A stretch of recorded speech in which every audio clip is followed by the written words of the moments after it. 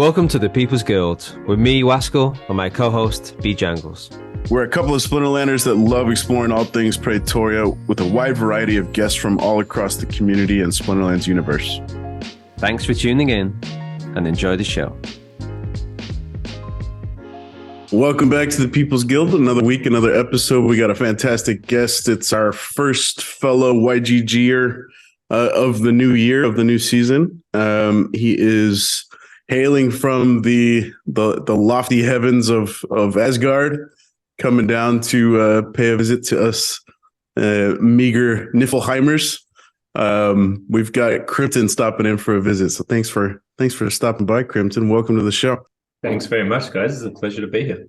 So yeah, first I just want to say big thank you. Like when we first kind of landed in YGG, like you were pretty much my first contact, and people like you and like Unit Master are just like, I think, just really important for like those new people arriving in YGG. Like you make sure they know what they're doing, you make sure they know where they're going. So yeah, I just want to say a big thank you. And kind of many times as well, I throw out a question and then you just magically appear in the comments. So yeah, I appreciate like all you've done. So for people out there who are not familiar with YGG and possibly some of the YGGers in the audience, can you kind of give us a bit of a background on how you ended up at YGG and like what your role is within the guild? Yeah, for sure. It was really by chance. I know I mentioned in the intro piece on Peaked that I was looking for a guild around the same time as the initial brawlers were set up, literally within 2 days of it being created. So Crypto Woody over there, and then a few of the other guys that are in Asgard now were in a previous guild, and that kind of fizzled out. I think their leader wasn't really involved too much, and they sort of wasn't going anywhere, so they decided to branch off. And Woody had previously interacted with YGG a little bit, so he jumped on there and created the YGG Brawlers.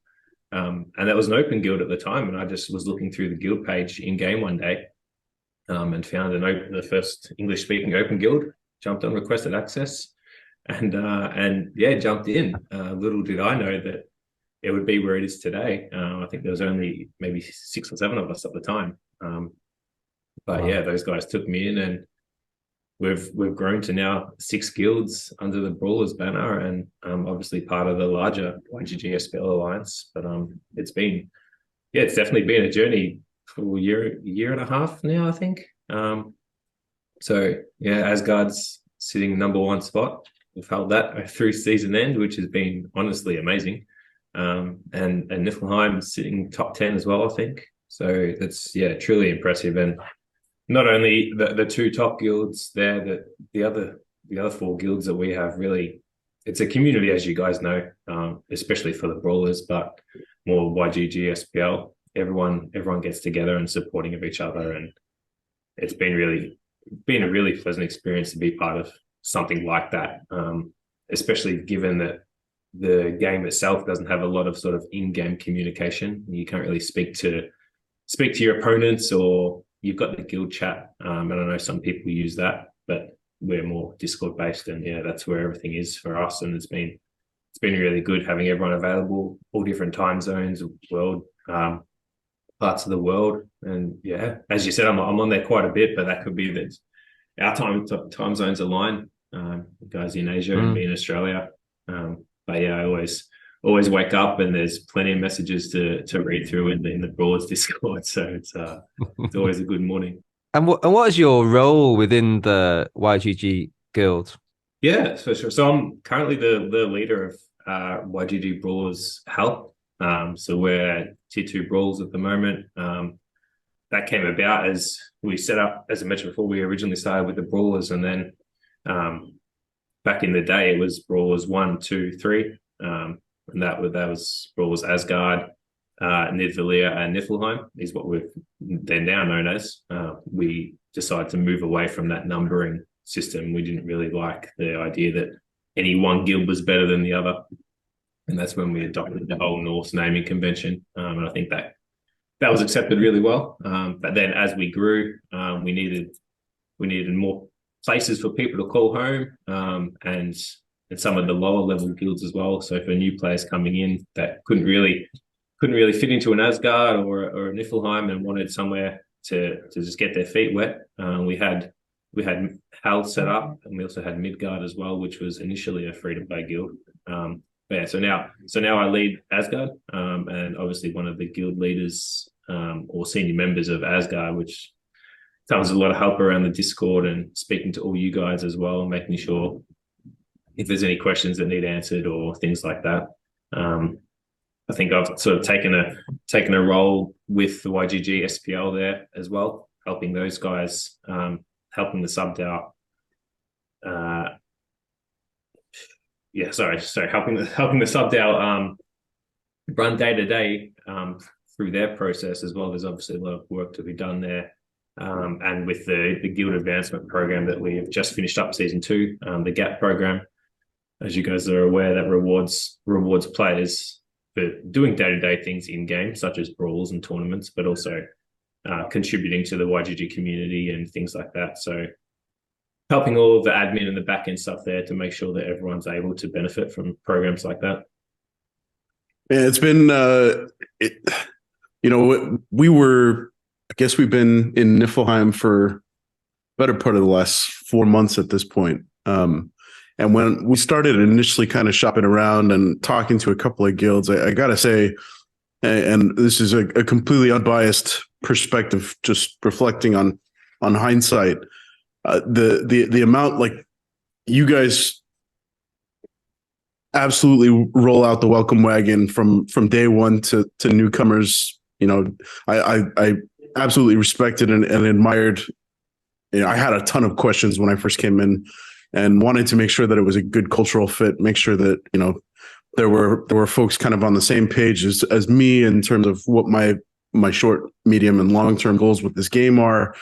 And it was you, Krympton, and Nameless, and Dishonesty, just kind of, batting around the questions that I had, and patiently answering all of my questions. And yeah, it was it's such a tightly run ship, man. And I really appreciate how you guys run the organization, and it really operates like, a well-oiled machine and a proper business. It's impressive. And, I think the fruits of those labors are really starting to pay dividends. And I think it's fair to say in the last, I've been in the game for about 12 months. I'm coming up on my 1 year Splinterlands anniversary here in a couple of weeks.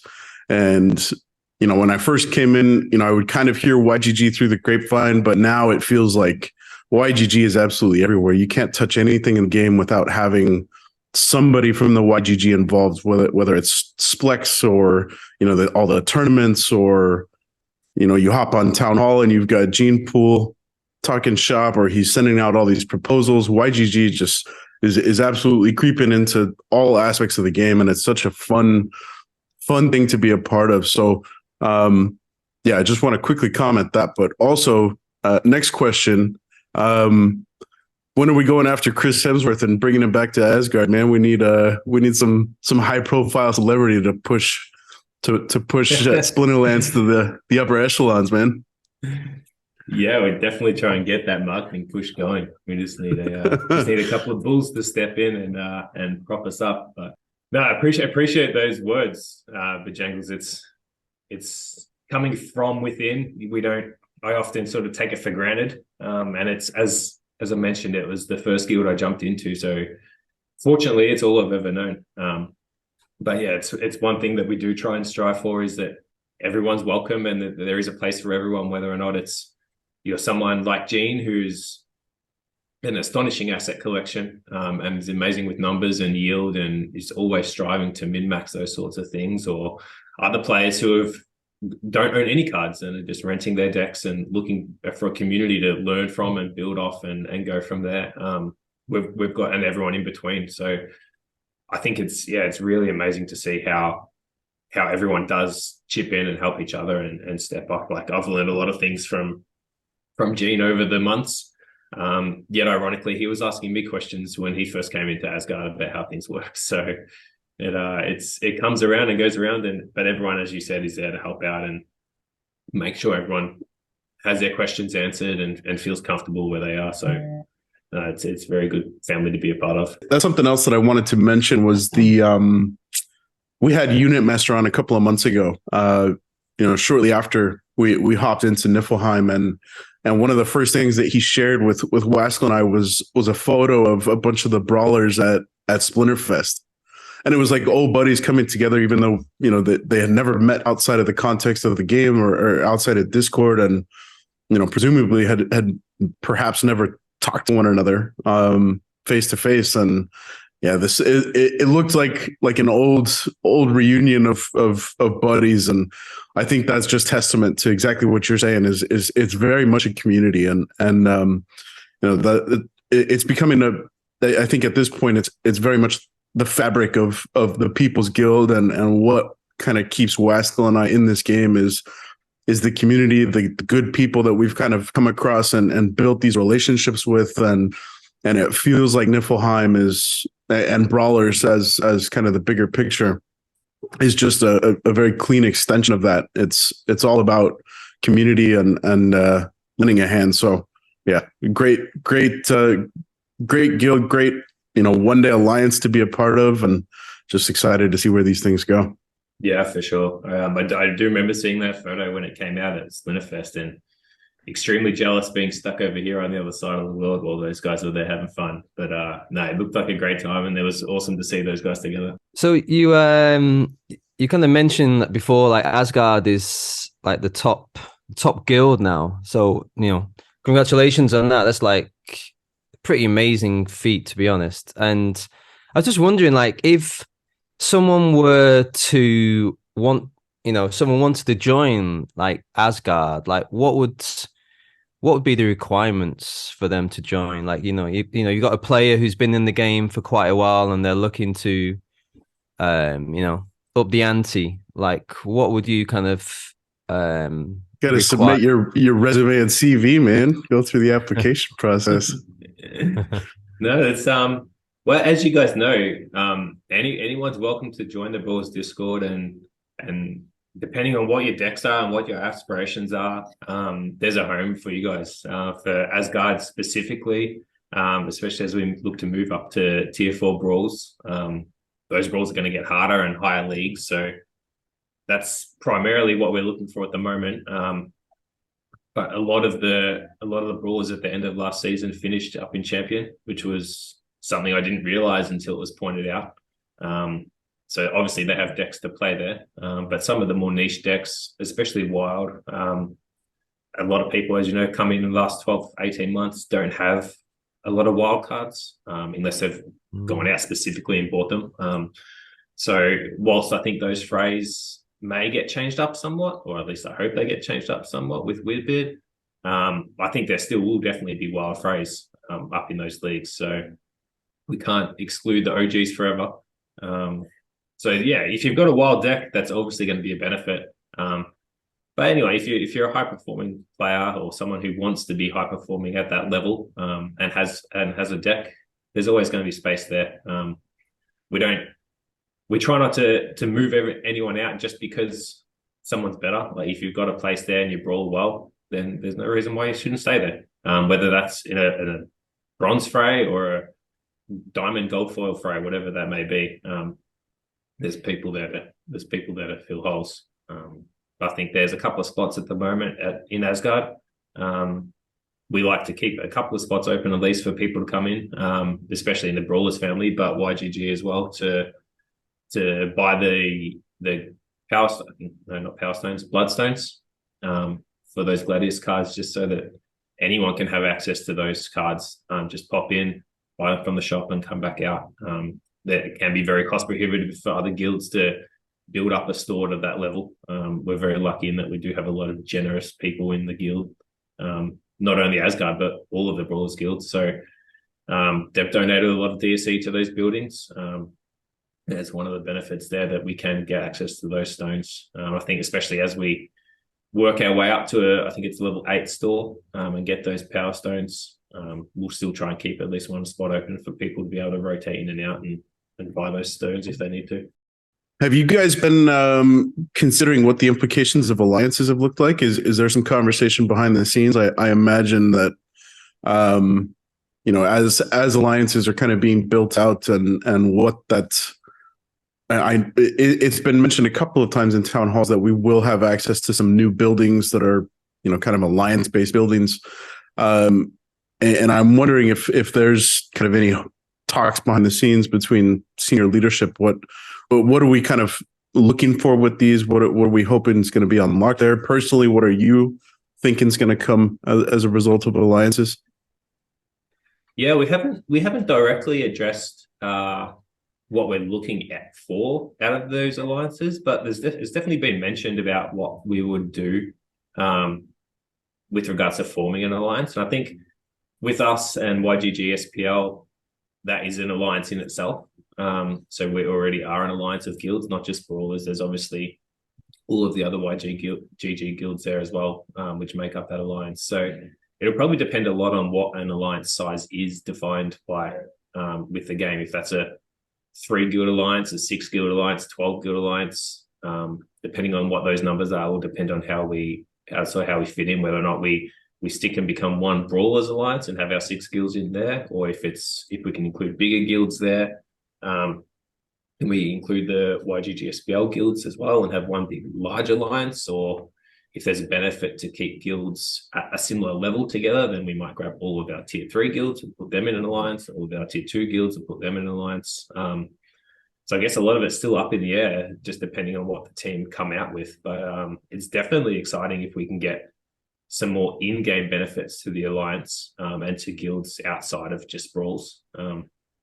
As you guys mentioned, there's a massive community focus in a guild, but I kind of see that as outside of the game in a Discord with regards to strategy and tips and tricks and things like that, investments, and how we can min-max those areas of the game more than just actual what we can get out of a guild, aside from more merits and crowns to get benefits on shops and things like that. So yeah, I'm really looking forward to see what they can do to bring guilds more into the game, aside from just Gladius cards. We're obviously getting those Gladius ornaments, which will be very interesting. And if we get that new summoner that can conscript the Gladius into a ranked battle, that'll be very interesting as well. I think there's going to be a lot of meta change there with cards like Cora coming into a ranked play.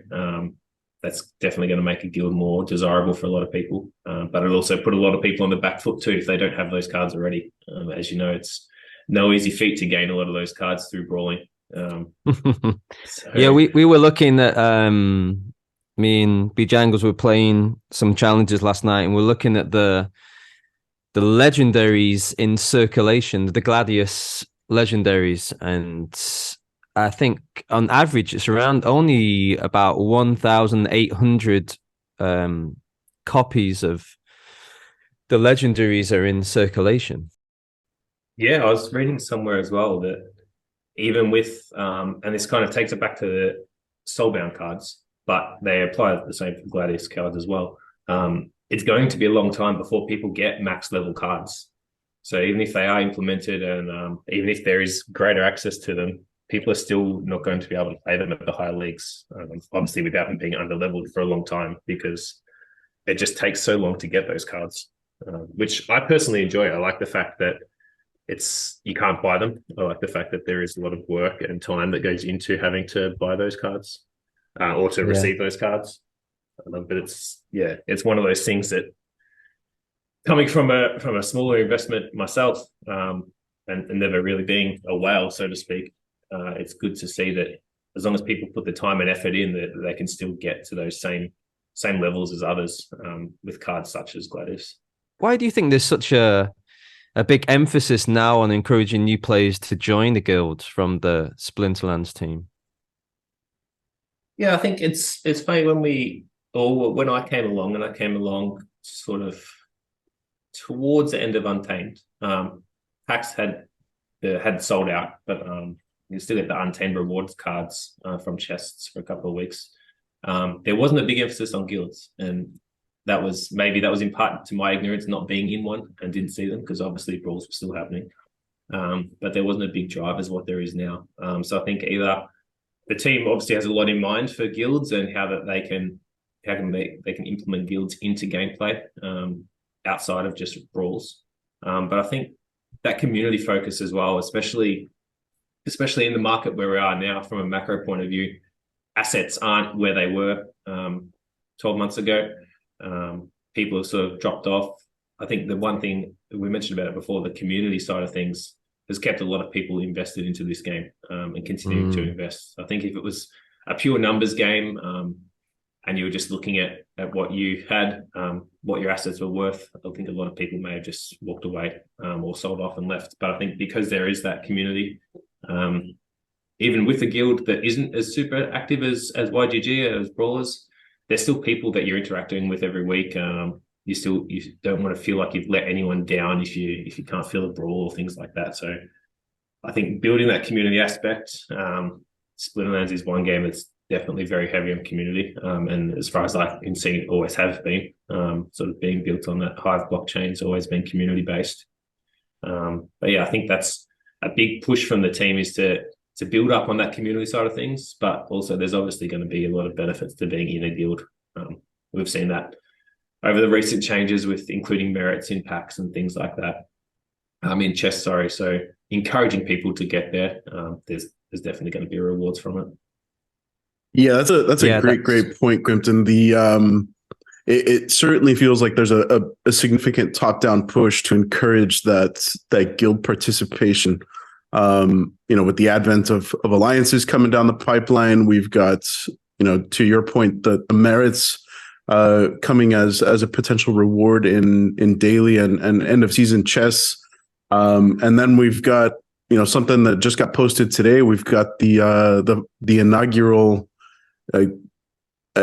ghost card tournament that includes max out Gladius cards.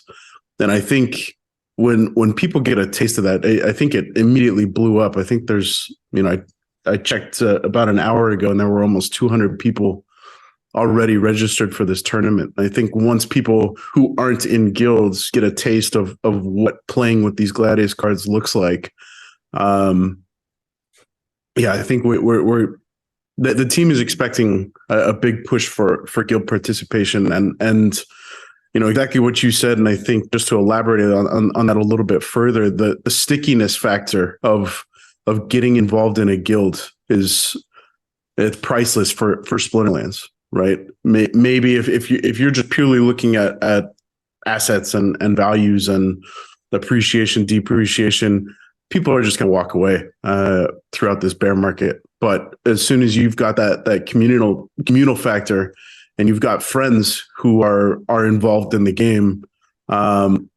you're much more likely to stick around. So it's an easy win, I think, for the team to increase the overall stickiness and focus on that customer retention through the community that is already established. It's a brilliant business play, I think, and it just speaks volumes to the quality of community that has been kind of founded throughout.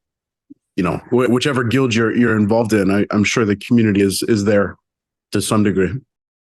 Yeah, for sure. I know personally, prior to or around the time where they increased the ranked rewards exponentially to the top end. And that was about at the same time where the rental market was taking off. I definitely thought about it, like I could make a lot more return on my cards by renting them out every day. Splex was there, the rent golem was there.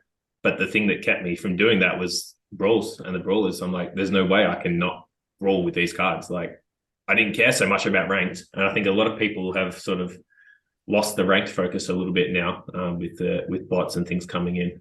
But guilds, I couldn't let people down by not brawling, and I wanted to be a part of that because I knew that by getting those merits and getting those crowns is just a constant build. And if they sort of slowed down or dropped off for a while, it was a lot harder to catch back up, especially if everyone else around you is still going. Yeah, I love that point, and yeah, Ben just said it beautifully then as well. But yeah, it's a really great idea about how to keep people invested in this game, and yeah, a clever little play. So I was just wondering, then you're talking about brawls, like how do you prepare for your brawl? Like, is there anything specific you do beforehand, like regarding like your opponents, or like strategy? Sacrificial burning of heatsmiths to the god of Asgard. Donating a few stonefish to the brawlers Asgard. Yes. No. So I'm definitely not at the levels of a unit master or someone like that from a strategy point of view. But I definitely put myself in a position where I don't want to be losing a brawl because I don't have a card. So, and that's a lot easier in my phrase. I'm generally in a bronze modern fray. So I'll go through and I've got all those cards from a Chaos Legion perspective, but I'll go through and rent all of the cards that I can from a Untamed Dice and Riftwatcher's perspective, just so that I have all the chips on the field. If I lose, it's because it was a skill problem. It wasn't because it was a card problem or a availability to a card problem. So that's the first thing I'll do, is to make sure I have all of the cards available. In my brawls for Hal, I'm in the gold foil bronze fray. So that obviously becomes a bit cost prohibitive trying to rent out gold foil cards every week. So depending on what's available, I can't always get that llama or that Jotun.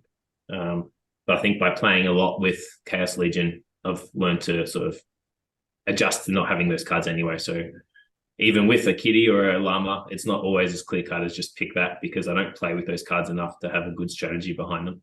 I know a lot of people love kitty and that kitty's overpowered and things like that, but because I don't have the practice with the card to know exactly what cards to play around it, I try and stick to the lineups I know and the methods that I know are going to be strongest. But and that goes back to Gladius cards as well. I've been brawling long enough to have a full deck of Gladius cards for bronze.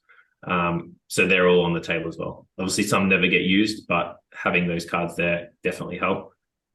So yeah, and then from there, I take note of which cards are banned. Prior to moving up to tier 3, the league was only, and when they introduced Riftwatchers as well, it used to be Chaos Legion only. So that could throw me in a bit of trouble if there was an Obsidian or someone banned and I could only play Earth. Then that was sort of an instant loss on my part, but that didn't happen too often.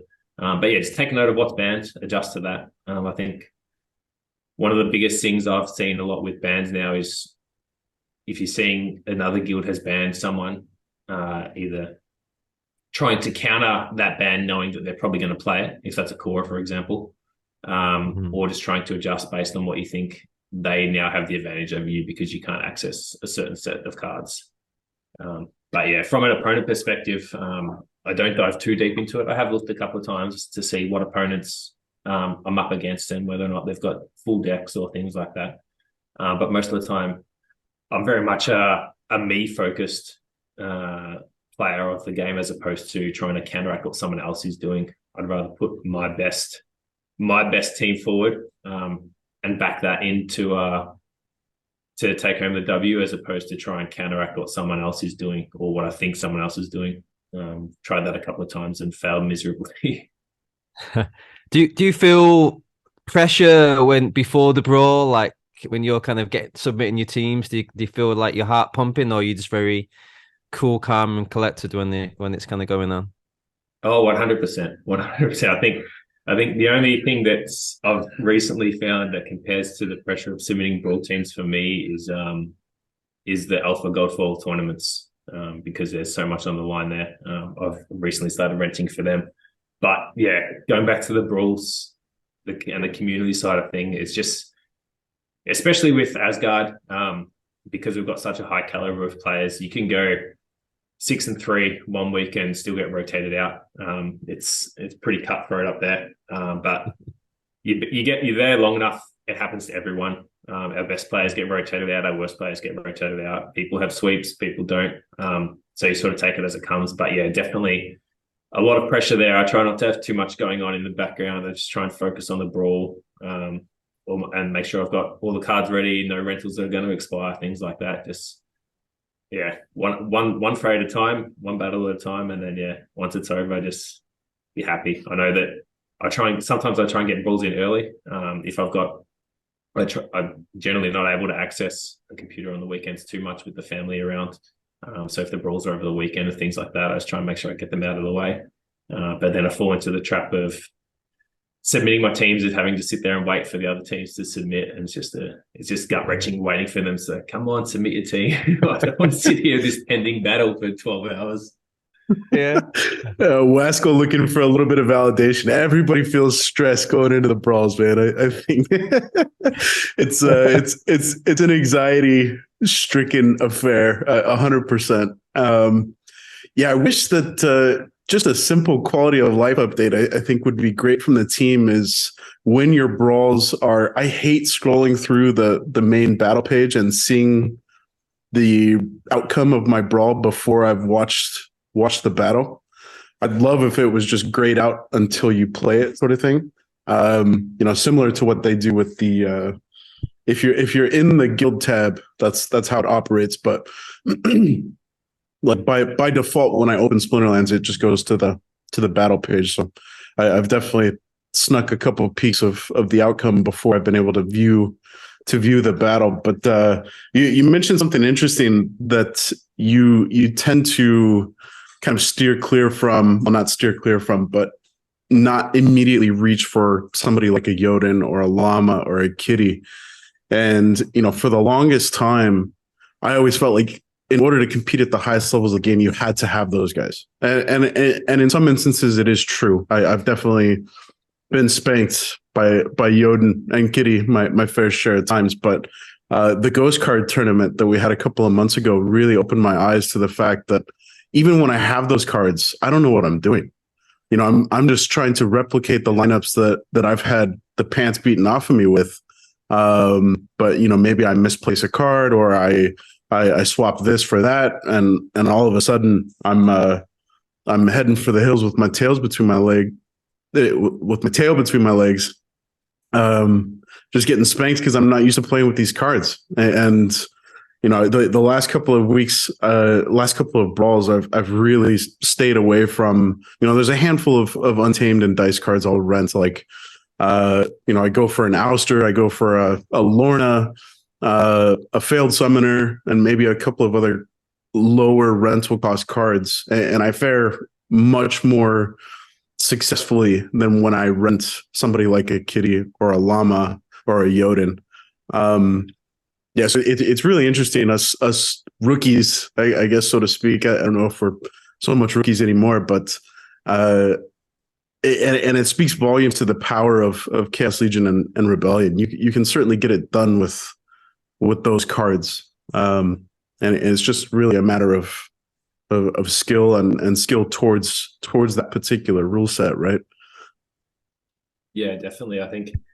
I find if I do get those Jotuns and llamas, kitties, I've got to be careful not to try and force them too much in brawls as well.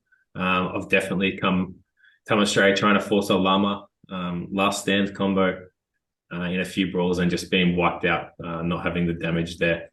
So that's just a little reality check that it's not always an instant win. I think. I feel like there's an interesting parallel with real life. You force a llama, it spits in your face, right? Yeah, exactly. That's a good one. What are your favorite gladiator cards, or favorite, if you could pick one? Yeah, I think aside from Kua, obviously she's ridiculously overpowered. But I do love seeing her go on a little streak and ending up with like a 8 melee health at the end of the battle. But I think the ones I use a lot is the water opportunity, Asgard. I think he's already got quite a high speed, so put him with Kalia and Deep Lurker. He seems to always do very well when he doesn't get his kills knocked by Deep Lurker. But the other one I use quite often is the Earth Legendary, the one that gives Protect. So I'll use her in Little League. She's only 4 mana. So if I use her with Queen Mycelia, you can get the double Protect. And obviously can't use Cora there anyway. So I find that that lineup works really well. The one I get beat by a lot that I don't use often is the Reach Life Monster, the Marisol Contuma. Yeah. I don't know that Captain Katie was one of my first Gladius cards, and so obviously I used her a lot. So I think when I've got life, I always look to her, but I always forget about that Marisol Reach, and it's just such a strong card in that position. Yes, it's a high amount of cost, but 5 melee, 5 speed, with some shield as well. It always does some damage for life. But yeah, I don't use a lot of the legendary cards. The water one with blast, water and magic damage with blast is quite good. But yeah, I don't use a lot of them. Funnily enough, Yeah. I think they do get very overpowered as they level up. But at level 1, there's definitely some other ones that I think are better than it. Yeah, I think, and in our guild, this dishonesty attested to it the other day. It's just like just how important these gladiator cards are for your guild, and that should be our one of our main focuses for these brawls. Even he said, he doesn't care if he goes 0 and 6, as long as the guild wins and we kind of keep leveling up. Every brawl is a potential win for the guild, right? Because the chances of us getting merits increase, the chance of us pulling legendaries, epics, and those, as you can attest to yourself, like how important they are in the match. Like, they could be it's just those cards can really make the difference, right? Yeah, definitely. Especially at the lower silver bronze levels. Yeah, those cards are a game changer. Not always. Obviously, you see some people try and force them a lot, and they sort of come unstuck. But played in the right circumstance, those cards will definitely turn a battle for sure. And yeah, to your point about what Dishonesty mentioned the other day, I think that's a mindset across the entire Brawlers Guilds, is that individual performances aren't that important, provided that we as a guild do well. As I said before, everyone has ups and downs. Some people are going to go well one week and get rotated the next.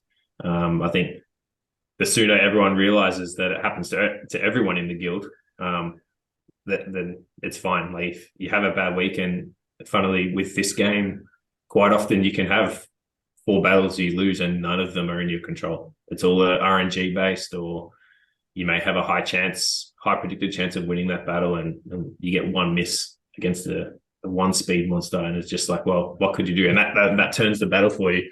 But I think, yeah, as long as the guild's doing well, then I personally am happy with that. But I know a lot of people are the same. So you get those merits, and for people that don't have those Gladius cards, those merits are invaluable. You just, if you can keep getting those packs and just building those cards, as I said, they can be game changers. They're not always, but if these cards come into ranked, everyone's going to want them. So best to try and build up as much as we can now, so that all the brawlers have what they need, and then go from there. But I think that's also the same reason why a lot of people are holding on to either merits or Gladius cases if they're playing in gold foil praise, is because they're so strong, but they need the best chance they can get to get those gold foil Gladius cards. I think I've opened, I wouldn't even know how many. I mentioned I've got a full set at around bronze level, but I think I only have 6 or 7 gold foil, and that's just pulled by luck.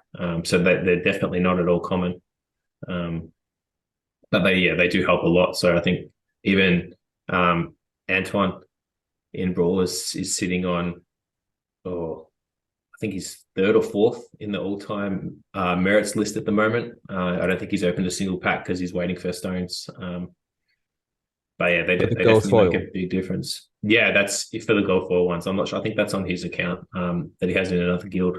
He has a gold foil account there that he uses. So he's got the data on a spreadsheet that says there's a big gap between the amount of packs opened to get a full set with stones and without stones. And it's the same as potions. Like we don't ever open packs without potions because we know that the chances, albeit an extra couple of percent over the course of an entire deck, it's a hell of a lot better to be using potions.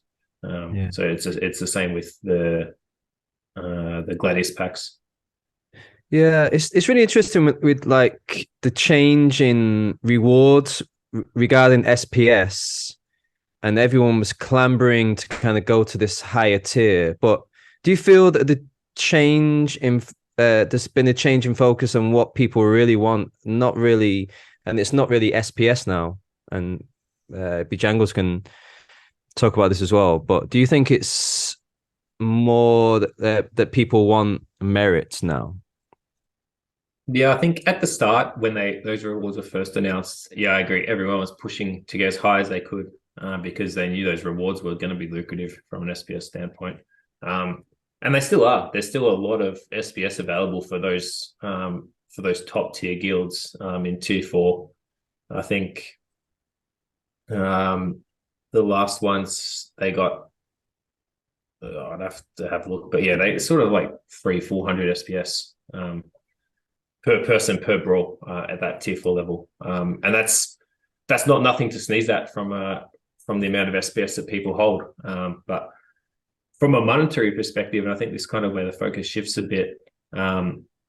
That's not a lot of money now anyway. So if you need that SPS, you can go and buy it for a lot less than what you could some time back. So I think that's where it's sort of moved away from people wanting SPS to now people wanting those merits for the Gladius cases from an individual point of view. I know personally I would much rather more merits than SPS. I'm in a state with my SPS account where I have the SPS I need staked to enter the tournaments I want to play in. And the rest of it, I'm not too worried about at the moment. From an investment point of view, I'd rather pick up something else.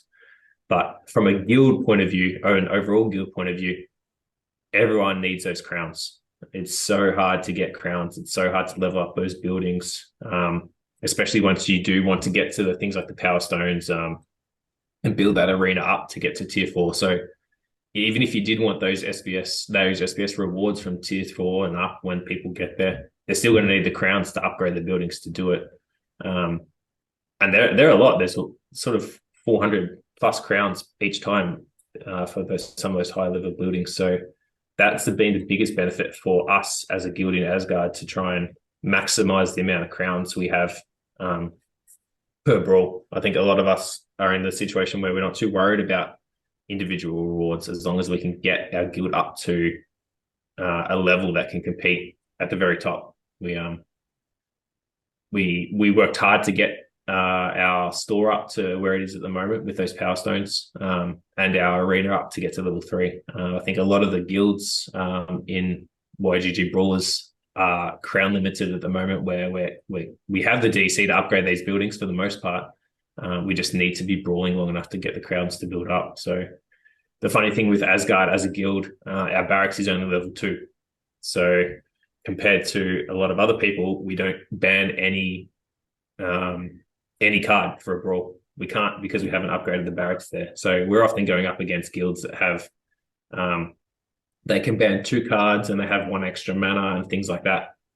So whilst it puts us at a disadvantage, we found it hasn't been a big enough disadvantage to change the outcome of a brawl just by losing a couple of frays here and there, which is funny when you think about it because you think banning a core or someone would really put you at an advantage. But if someone loses an extra 2 brawls, 2 frays because of that ban, most times there's enough gap in the standings there to not change a placement. I know you guys, I think in Niflheim were only won by tiebreaker last week. So that's obviously a difference where it was extremely tight. But for the most part, our priorities have been on getting those extra crowns, getting those extra merits from the higher arena. So the stores the barracks, pardon me, has kind of been left down at the lowly level 2.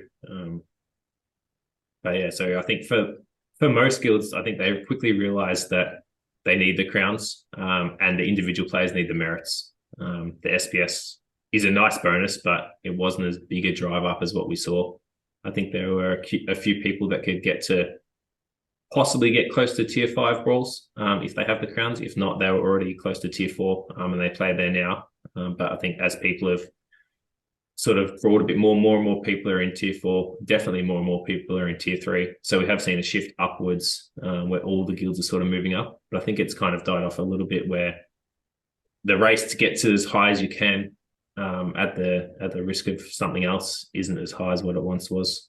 At least that's the way I see it from our point of view. We may be different to some others. I know there's a couple of guilds that are desperately trying to get as high as tier as they can, despite performance up there. But you may be in tier 4 and be placing the lower leagues, and it's still going to be beneficial to be placed higher in a lower tier. So that's something that we generally try and calculate. And there's been a lot of discussion amongst the leaders for Asgard as well as to whether or not we move up to tier 4 and risk placing anywhere from sort of 4, 5, 6 or get the same crowns or more as what we would get in tier 3 and be placing 1 or 2. It just comes to a point where we'll eventually back ourselves to beat those top guilds. But we definitely know at the moment where we're at a disadvantage with that barracks. And we still need to maximize our crown so we can get up to that level as everyone else. What's the short to medium term plan for Asgard? Are you guys going store as highest priority for the next couple of level ups? Are you guys at 7 now, or still at 6? Yeah, the Asgard store is at 7 at the moment. I think we're still, what are we, 360,000 DC needed to get store. So we should get that within the next couple of seasons. But the biggest one's going to be crowns. We still need, I think we need 1,800 crowns to get to level 8. We've got just under, I think we've got just under 600 at the moment. So they're still going to be a couple of months away at least to get those crowns. And that's the thing. Once you start getting up to these top tier buildings, just having a look now, a max level arena is 4,200 crowns. That's a lot of brawls. That's a lot of brawls.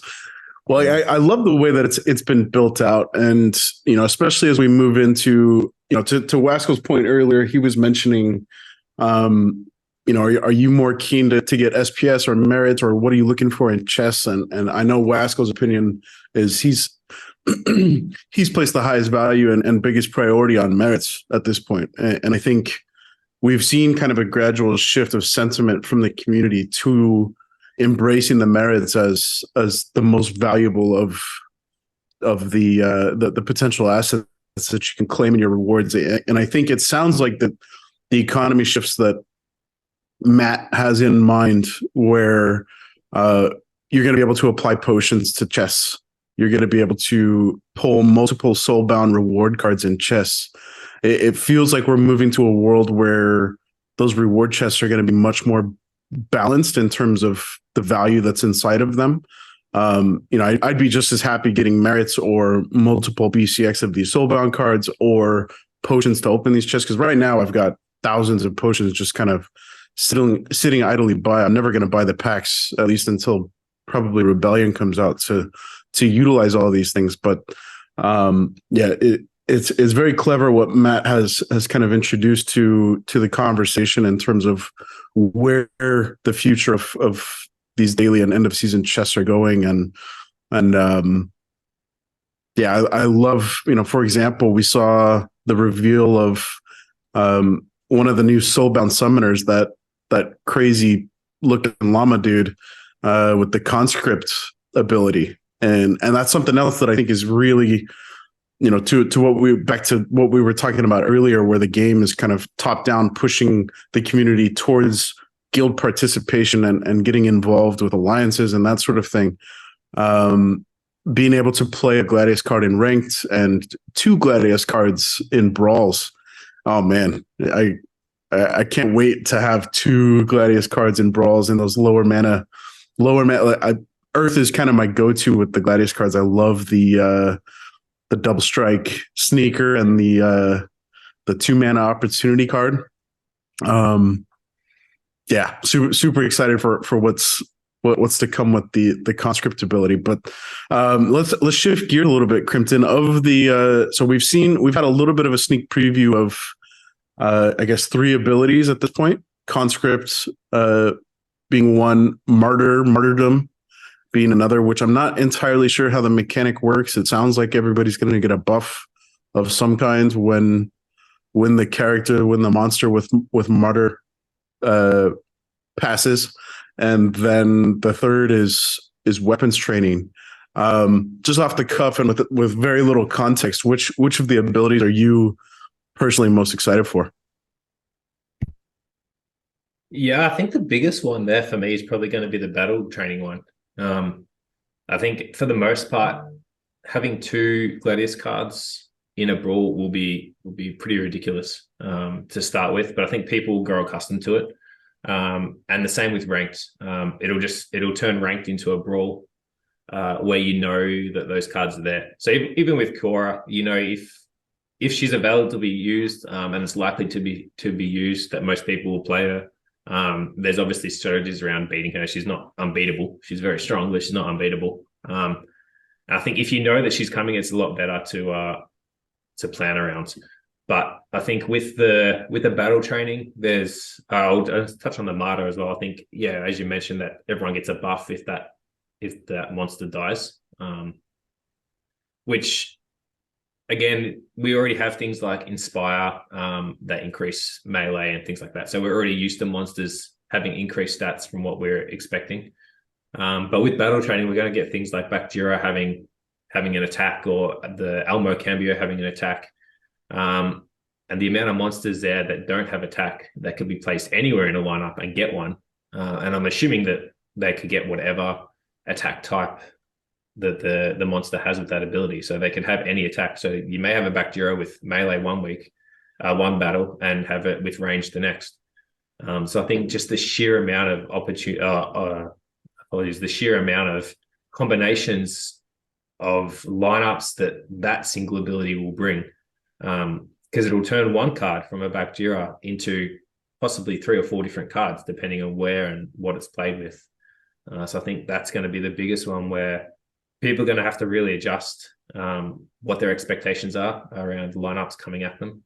But also the possibilities of how to set those lineups are going to be pretty interesting as well. Definitely some of those no ability cards will come into play a lot more. We already know a lot of those no ability cards have a lot of other benefits to them.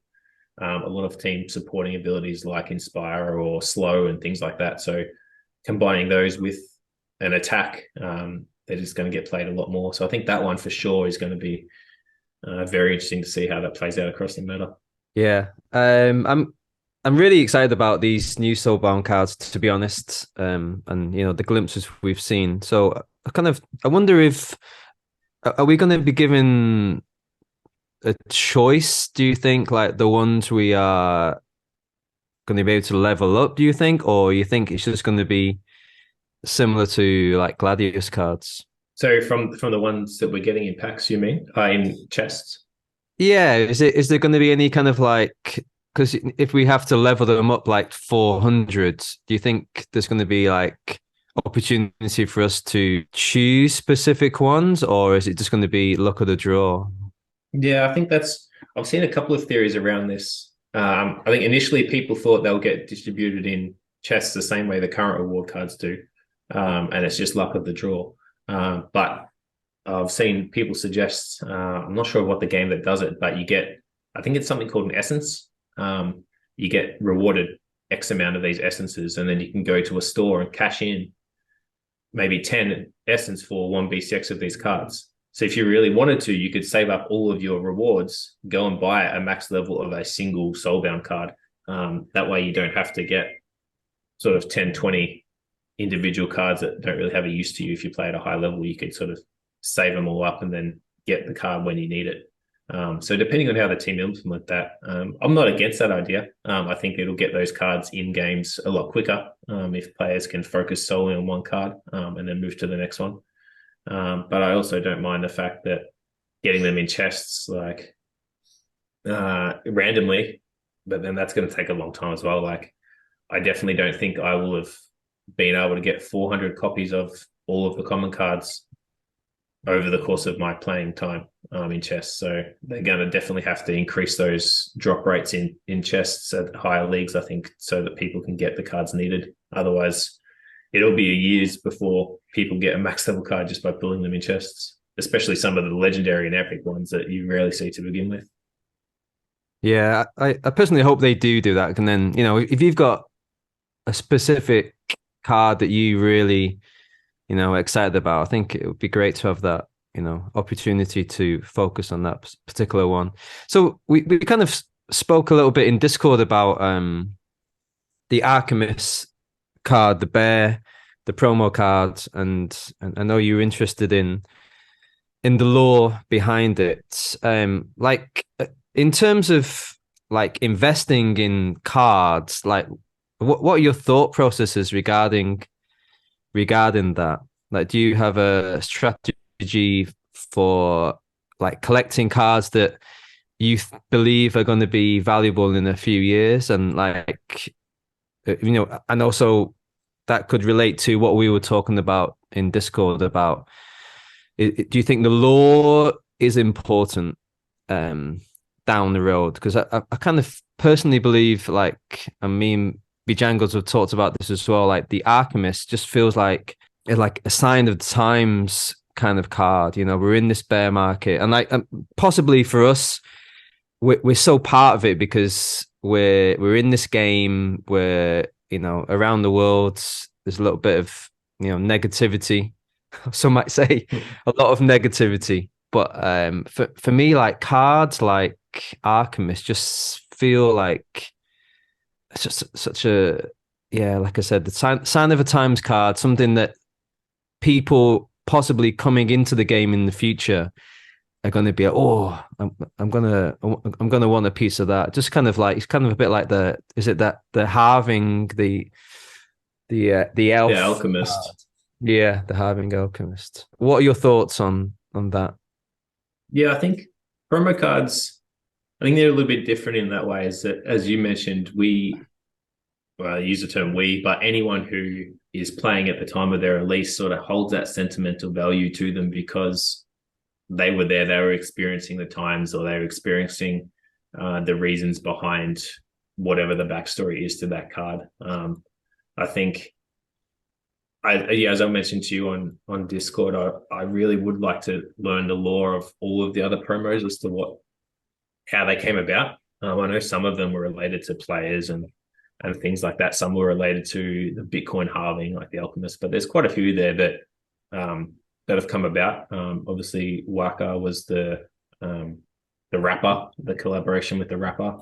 So some of them are going to hold different value than others, depending on what people see in them. As well as a card, I like to think a lot of the promo cards I like to think are quite strong and have held their value quite well. The biggest difference with them is the scarcity. They're a limited time run. They're generally powered pretty well from a gameplay perspective, and once they're done, they're done. Same with things like Lux. Like, you're never going to be able to get another Lux because it was an event-based thing.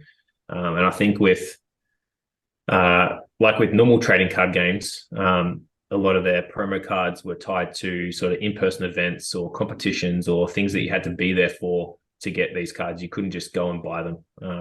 It's a little bit different with Splinterlands in that you can buy these cards. Some of them are extremely cost prohibitive, but they're definitely available there if you want them.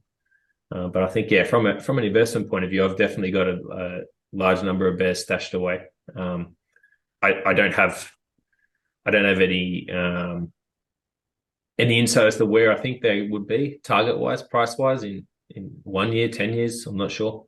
But I like the fact that they've got a bunch of them there purely because I see all these other promo cards and I don't have them.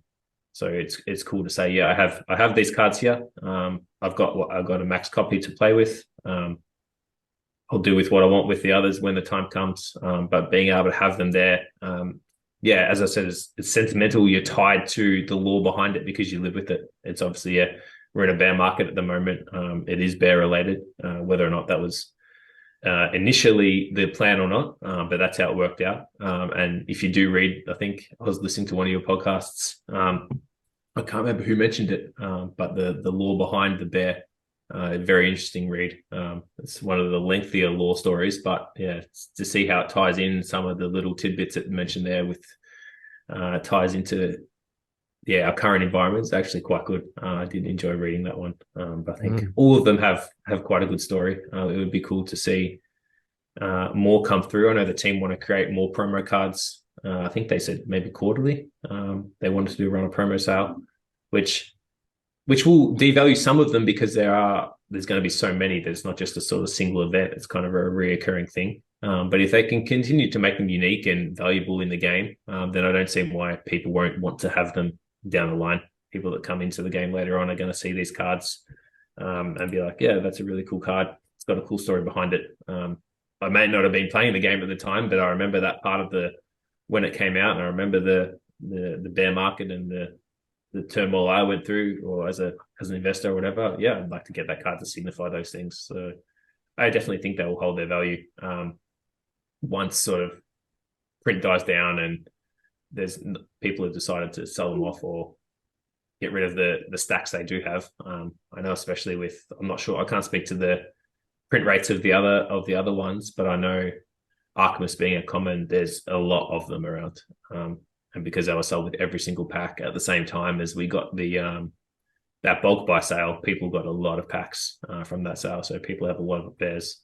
But yeah, no, I definitely think they're cool. I like the fact that they hold a little backstory more than just outside of the Chaos Legion lore or the Splinterlands lore.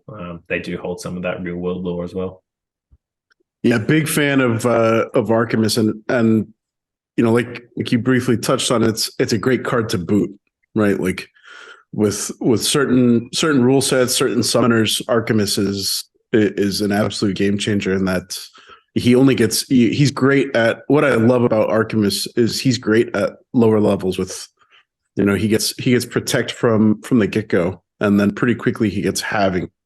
And a lot of folks, the strategy is to put your heavy hitters up front, you know, especially somebody like a Kalia team with the Demon Shark, or a fire team with you know, maybe Grum or the I guess it wouldn't apply to the Forgotten One, but you know, those heavy hitters up front, and it's completely muted by Artemis at the lower levels. So absolute game changer. And it feels like, you know, like both of you guys mentioned, it's kind of a badge of honor to hold the Artemis. We survived the bear. We were part of the bear. We stuck it through with Splinterlands through thick and thin, and we've got the bear to our asset collection to prove it. And we've already started to see the price appreciation there. It's gone up a good couple cents for single BCX already, and it's been out of print for a little less than a week at this point. And the gold foil's already gained a damn near $2 per BCX, which is crazy. I think we're going to continue to see cards like that appreciate. But yeah, it's going to be interesting to see what the team comes up with for these quarterly promo cards. I can't imagine it's going to be anything OP the way that we've seen. You know, I feel like Artemis is a really, really powerful card. You know, obviously in certain circumstances he's really expensive. From a mana perspective, Lux is, you know, I think a lot of folks were super excited, and we've seen their hopes and their excitement come to full fruition, where, you know, if you're just coming into the game, Lux is pretty much all you need. You can rent out everything else and run purely a Lux team across the board, with the exception of Little League. Waka, I think, you know, it's kind of the jury's out on Waka. A lot of folks not the biggest fan. I personally, I like Waka. I keep watching that price dip and trying to keep my bank account out of the game and avoid purchasing a Waka. But yeah, that price keeps dipping, and I'm getting more and more tempted to break out the bank card. But yeah, we've seen the promo cards be very OP, and I hope that the team doesn't release these very OP cards on a quarterly basis. I'm all for bringing new cards to the game. But I think for special occasions like Splinterfest, like celebrating quote unquote the bear, Waka was a very cool kind of first collaboration outside of Splinterlands with pretty high profile person in pop culture. The Having Alchemist, they celebrate landmark kind of achievements or landmark experiences in the real world stuff that the game is bringing to the people and to the community. So it'll be interesting to see for sure. Yeah, I'm with you there, Bijings. I personally think quarterly is probably too much for a promo event. The only way I can see it happening is if they're tying these promo cards into try and just continuing to push pack sales instead of having one big event to try and stretch them out over the course of a longer period of time. But I think eventually, if they're running quarterly, that's for a year, they're going to have to find reasons to bring them out, so to speak, unless they're simple things like a seasonal card, like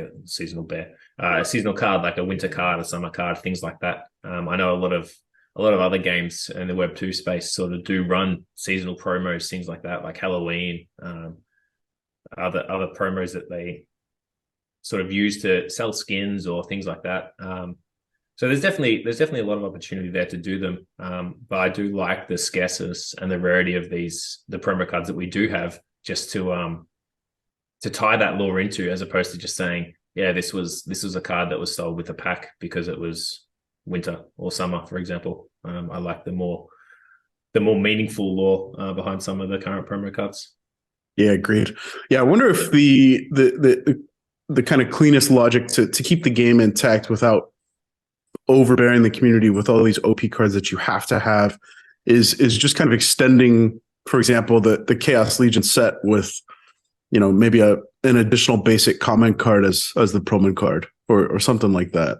And, maybe in addition to the legendary airdrops that come with, landmark sale achievements of packs, you've got these quarterly additional available cards to the set. Maybe that's, I don't know. I'll be curious to see how they kind of think through what these promo cards look like. I'm curious. We saw a fellow Niflheimer hop onto the town hall the other day and kind of broke Aggie's brain with his comments about the promo card on Splinterlands TV, making one available for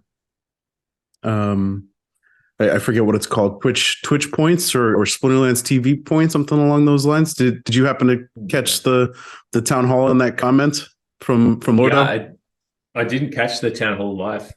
It was just before I woke up, but I did see the comment afterwards. And heard about it. I saw Aggie's reaction, and it sort of threw him off guard a little bit. He's generally pretty good at taking those comments on and deal with them later. But yeah, it's quite clear that it was something he hadn't thought of and thought quite a lot of merit in. Splinterlands TV is something they're pushing quite hard, which is awesome to see that it is where it is now. I think they said they have streamers on 24/7, or close enough to that, which is really good for the game.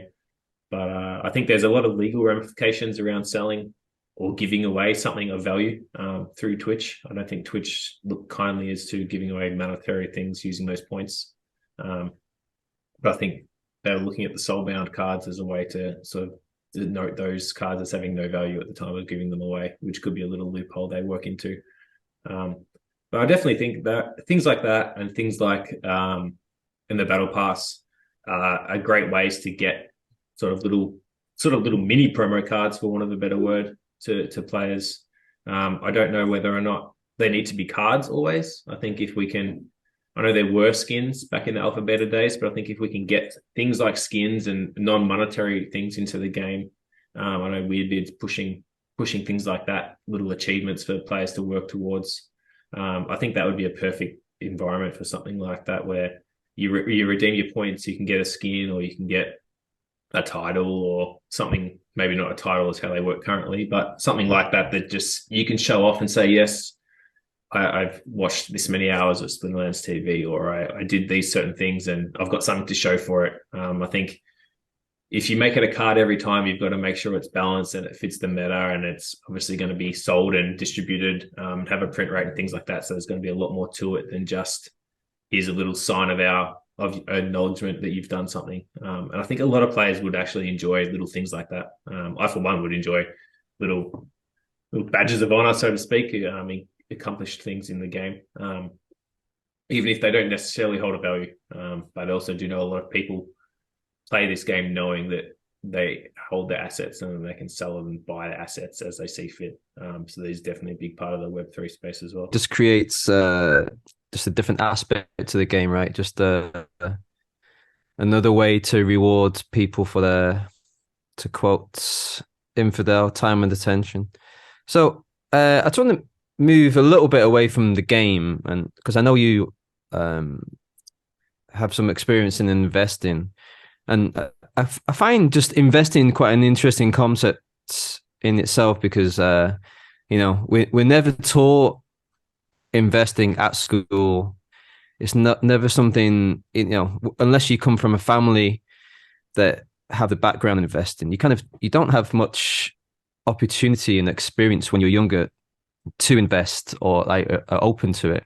And it's kind of just something people stumble on by chance, like someone comes up to you in the pub and say, hey, like Dogecoin, and like you'd say, like, it's going up, it's going up. Like people just get these kind of, experience of investing, and sometimes and quite often they get burned. So I was just wondering, what was the catalyst for you for dipping your toe into investing? Yeah, so funnily enough, you mentioned that the someone at the pub telling you invest story. But yeah, I personally didn't come from an economic background of investing or things like that. So I didn't really have a lot of involvement with it. But yeah, I had a couple of friends who were involved in crypto trading. They were trading sort of intraday trading, day trading futures and things like that. And I just jumped in one day as something I was interested in, looking to get more knowledge around crypto more than anything. And obviously from an investment point of view, there was more desire to learn there as well. But yeah, I didn't have a lot of knowledge around even just the basics of investment, and things like yield and APRs and things like that. They're all something I learned later on. But looking at it was more of a sort of like a trading group, for want of a better word. There's a group of people that came together, and sort of went through that. As a lot of technical analysis, and things like that I sort of learned a lot about that pretty much from the ground up. How to read charts, how the market moves, market psychology, things like that, how sort of institutional traders work, how the big money movers like to manipulate markets and things like that. And so a lot of that was very interesting. As you mentioned, Wasco, it's not something that you learn in school. And arguably, you don't really need to learn things about markets and things like that, but there's definitely a need to learn a lot about money in school, I personally think. But yeah, and that came about trading there. And that's how I eventually found Splinterlands, was through the YGG token. We're looking at a lot of ICO drops, and new tokens coming out purely from an investment point of view, seeing what they were doing, investing in them, writing them up. This was sort of the start of the bull run. So a lot of things were doing very well out of the gates. There's a lot of money to be made by getting in on these things early. And so whilst I didn't get on YGG early, I sort of passed up on that purely just because I didn't have funds available at the time. But then, yeah, I saw that Splinterlands was dropping their public release token as well. And then that's what got me into this game. I bought into some SVS at the time. And then I'm like, well, it has a game associated with it. I might as well give the game a go. And then, yeah, I've been stuck. But yeah, I think from an investment point of view, that's one of the really cool things about Web3 is that it ties that sort of that fun gaming aspect that we all used to sort of do when we were a bit younger and as kids, and have a lot of fond memories of card games and things like that, into an investment side of things, where a lot of people sort of pick up only later in life. They don't, as you said, they don't learn it in school, but it is something that that can be very powerful later on. And as people grow older, they decide that they earn a bit more money and they want to put their money to work for them and things like that. So they sort of happen to fall into the financial space and how they can make money work. So it's a nice sort of a place that comes together, brings both sides, sort of the gaming and the financial side of things, which is really cool. What was it about SPS that kind of made you take a second glance? I had a look. There was a few of the key sort of venture capitalists that were investing in it that sort of caught my eye. I had a look, and there was a lot of talk about play to earn. At that narrative was really pushing off at that stage. So, if getting in as early as possible for a lot of these tokens, you could see ridiculous gains by getting in early, even if there was no game involved. And unfortunately, a lot of the tokens that were released around that time, there was a lot of promises, but there wasn't a game involved at all. I know a big one was Illuvium when that came out. That token skyrocketed up to sort of hundreds and hundreds of dollars without even a game to play. But looking at Splinterlands, it had a game to play. I did a little bit of looking into the game itself at the time. It had already survived the bear market prior. So that was already automatically a plus. It was still here. Looking at how it evolved from, I remember watching some of Clove's streams from way back in the day. I think when she was one of the first streamers, the game obviously looked nothing like it did now, but the core principles were still the same. So people had stuck around on it, and it's still going. So SPS coming out was the game's first foray into having a token. I know they didn't have any, they didn't have DEC or SPS back then when it first started. So they were sort of minting their token. They had the airdrop and things like that. So I didn't look too much into it from a tokenomics point of view, but I definitely looked into how the game itself and the product, I'd say, sort of had stuck around and was still there. So combining that, an existing player base with the hype of that play to earn narrative, seeing a lot of people come in, a lot of the Philippines players come in, and well, what we now know was a large number of bots, but the active daily player base was huge back then. Definitely a lot bigger than what it is now, bots or no bots. But there was definitely a lot of interest, a lot of people playing. And yeah, those first few days, SPS was up at $1, and a lot of people cottoned on pretty quickly that it was never going to stay there, and a lot of people thought it was going to go to $10. So it was definitely something that was interesting to see play out. For better or worse, I held on to all my SPS right there because I knew it had a value in the game. I knew the staking was there. I knew that it was going to be used for things. And it was more a long-term play for me that I wasn't going to cash out of it after a couple of months. And looking at it now, obviously the investment's down a lot more than what it was. But I've also earned a lot from this game, both from a community aspect, but also from a financial aspect as well. The deck I have at the moment is worth a lot more than the money I put in. But it's nowhere near the levels of some of the players that got onto alpha beta and then rode the Untamed wave and things like that. So everyone's at a different point of view with their deck. I know a lot of people that come in the last 12 months probably definitely haven't realized any gains, just purely from a macro market. But as you mentioned, Wascal, as Infidel says, time and attention. Given everything time, I think will always prevail from an investment point of view. The longer you're in something, generally, the better off you are. But yeah, so I think with SBS, the way they've moved things around a bit at the moment, with sort of DEC taking priority on a lot of things and SBS sort of in the back seat for the time being will be interesting. But with their flywheel, if we can get that into gear, I think we will see a lot more benefit for both tokens. But only then will people then see returns from that. I think a lot of people just need to stick that out. Try not to force too much. I think a lot of people are trying to force DEC back to peg. That's going to be a lot harder to do in the current market than what it would be otherwise. But I think once it gets there, there's definitely a lot of merit in the way the team want the tokens to work. Yeah, I think there's also, like you mentioned, when you were looking at it, it had gone through, some bad times before as well, right? But it's kind of, the game is still here. And after going, I think, Splinterlands has already been through one bear market, and it seems, I know they've had some cutbacks, but it feels that they're making the right moves, and hopefully we can make it through this other next bear, the current bear market, I should say.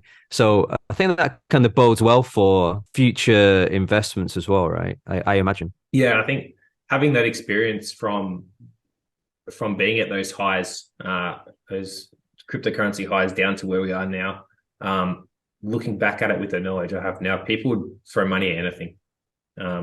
Whether or not there was a product involved, whether or not it made financial sense, people saw something shiny and threw money at it. We saw a lot of that with the NFT space, and not to discredit them, there's obviously a lot of good NFTs, so to speak. But yeah, I think once the bull market comes back in, the next one, these things are operating cycles, so I'm confident there will be another one. As a matter of when, we can't say. But when that does come in, more money comes into this space. More money, yeah, as you said, more eyes on the game. They've seen that it has a longevity. It will have been through too. Yeah, I'm confident that we'll get those players back that we need, and we'll get that token value to come back in. So how long people want to ride that is completely up to them. But I'm confident that there'll be positive movement for both the game and both the tokens going forward. Yeah, it feels like we're kind of in the midst of a little bit of I hesitate to say it, but it feels like we're in a little bit of a perfect storm. We've got all these massive DEC sinks up on the horizon coming in through, in the short term, we've got DEC batteries coming available. We've got all the DEC sinks with, these quarterly promo cards, assuming that's going to be DEC purchasable. Alliances, presuming that those buildings are going to be requiring some sort of DEC investment, land. So it feels like there's all these things kind of on the horizon that are slowly falling into a place that's going to start to move that needle for the DEC token price, and we'll start to see SPS rise, assumedly along the same lines with that.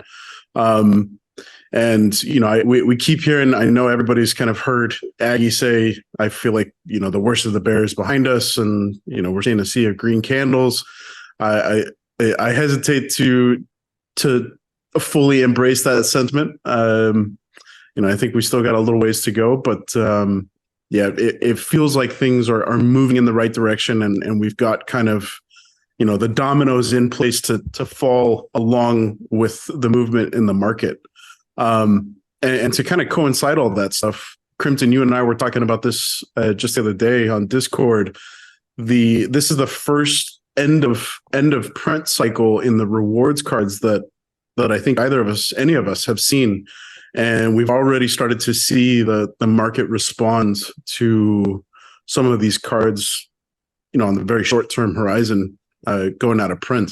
Things like the Bandit, the Conjurer, as they've been around for, gosh, I guess the better part of the last 18 months at this point, and we've got 8 million copies of those circulating the Splinterlands world. But then on the flip side of that, we've got something like Kinjo, and there's I think 30 something thousand, and the markets are responding accordingly with the news that the print run is quickly coming to its end here in the next I'm hoping the next couple of weeks. I'm super excited for it. I think it adds that level of scarcity to cards that we haven't seen since Untamed.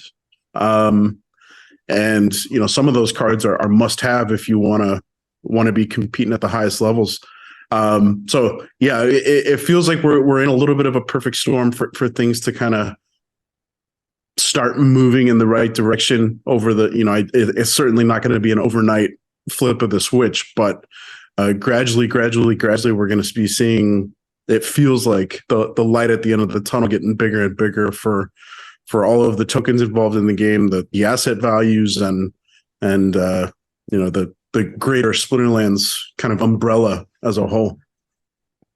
Yeah, I think especially with those, as you mentioned, with those reward cards, that definitely, it didn't take me by surprise, but I didn't move on it as much as I would have liked. I've got, especially the newer ones, I've got enough of the Chaos Legion reward cards. I was happy with what I had there, but yeah, the Venador, Kinjos, the Tide Blighters, things like that.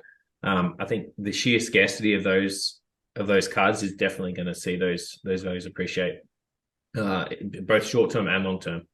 I think the big thing with the other ones, as you mentioned, there's 8 million copies that Chaos Legion was printed at a time where those daily numbers were huge, daily active users were huge. We didn't know the true extent of that at the time, and you could arguably say now that set was overprinted quite a fair bit. But I think that will impact the sort of runway that Chaos Legion has to appreciate. But I think now, just like everything else, same as the SBS airdrop and the DEC inflation, the team are aware of all of those mistakes and they're looking to rectify them. And they're learning from their mistakes. They're putting things in place so that future sets don't have that issue. And I think Chaos Legion may be a bit of an outlier with the sheer number of cards that are available. So I think that going forward, we've seen that with Rebellion, prices are a lot higher, and that's purely from an SBS payment point of view. But yeah, these new reward cards are going to have a very, very short print run, as we now know. And once those players come back in, people are going to be wanting them, and they're just not going to be there. The same way we see things like alpha cards at the moment, people want them for tournaments and to rent for brawls, and they're just not on the market to rent because they don't have that many in print, or people had burned them back in the day when they were burning alpha cards for DC. But yeah, so it's definitely an interesting time where we have a lot of cards in print for Chaos Legion, but I think the team are aware of that, and whether or not they drastically reduce that for Rebellion or not, they're at least making a conscious decision as to how much they print, so that they don't fall into the same mistake.